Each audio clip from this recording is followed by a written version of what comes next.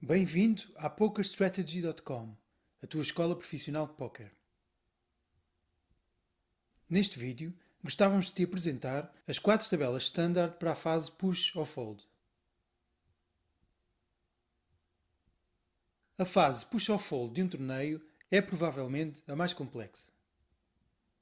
Quando deverás ir all-in e quando deverás desistir? Mais cedo ou mais tarde terás de dedicar algum tempo a estudar o background matemático da estratégia para esta fase, o Independent Chip Model, ICM. O nosso ICM Trainer é particularmente útil para principiantes.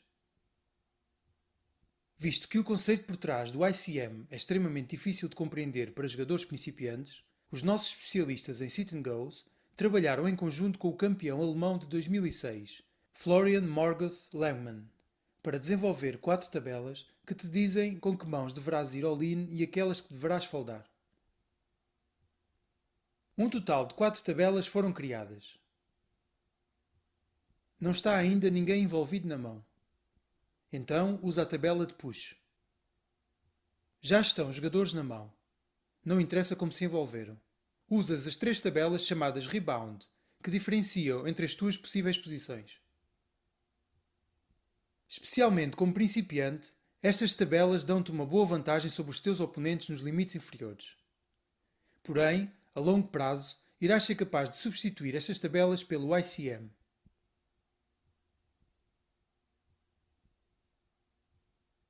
Deverás usar esta tabela se todos foldaram até agora e ou tens 13 big blinds ou menos, ou todos os oponentes atrás de ti têm 13 big blinds ou menos. A construção desta tabela é relativamente simples. Na primeira coluna irás encontrar as mãos possíveis que podes jogar. O topo desta tabela mostra as tuas posições possíveis. Assim que encontres a tua mão e a tua posição, então podes encontrar a entrada que se adequa à tua situação. Agora irás encontrar números de 4 a 13. Como já deves ter imaginado, estes números dizem-te quantas big blinds deverás ter, na atual posição, para ir all-in com a tua mão. O número diz-te o número máximo de big blinds. Se, por exemplo, estiver um 10, isto quer dizer que tu ou todos os oponentes atrás de ti deverão ter 10 big blinds ou menos. Por outras palavras, nunca deverás perder mais de 10 big blinds com esta mão. Se, por exemplo, tens rei 4 suited e estás na posição média, irás encontrar a entrada 6. Se tu ou todos os oponentes atrás de ti tiverem 6 big blinds ou menos, podes fazer push, vais all-in. Importante, não tens de parar esta apresentação para fazeres um screenshot. Todas as tabelas estão disponíveis para download em formato PDF no artigo correspondente a este tópico.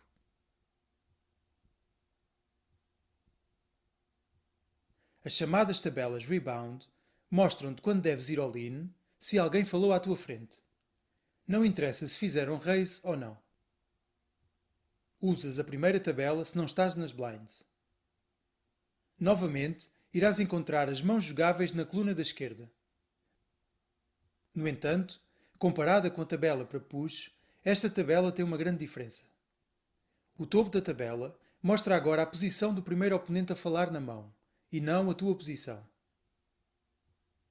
Igualmente como na tabela para push, os campos dizem-te o número máximo de big blinds com que poderás fazer um all-in rentável. Um sinal menos quer dizer que não deves ir all-in com esta mão, independentemente do que acontecer, de quantas blinds tens e de quanto o tentador for. Um exemplo.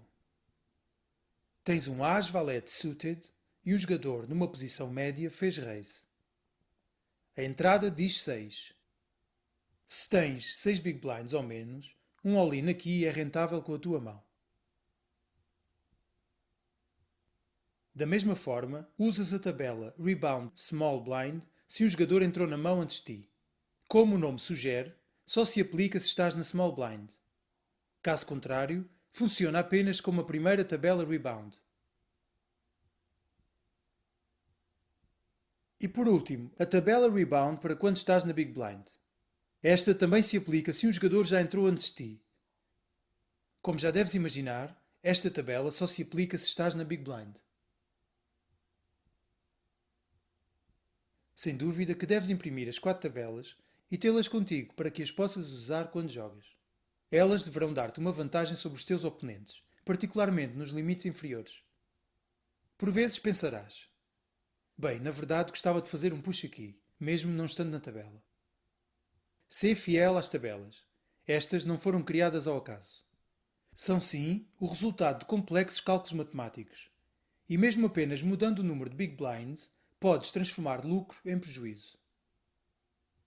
Ainda assim, a longo prazo, o teu objetivo deverá ser o de evoluir das tabelas para o Independent Chip Model, uma das ferramentas mais importantes para os jogadores de sit and goes.